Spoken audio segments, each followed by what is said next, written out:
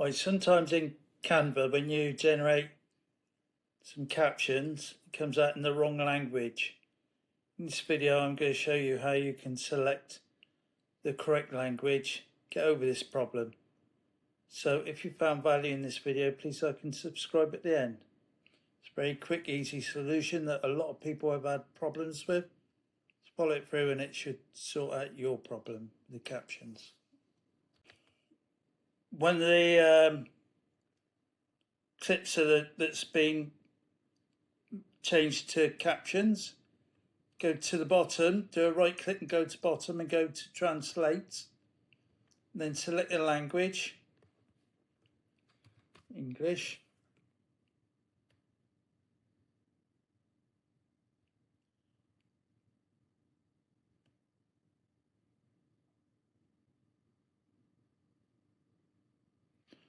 and I've just translated the text here to English.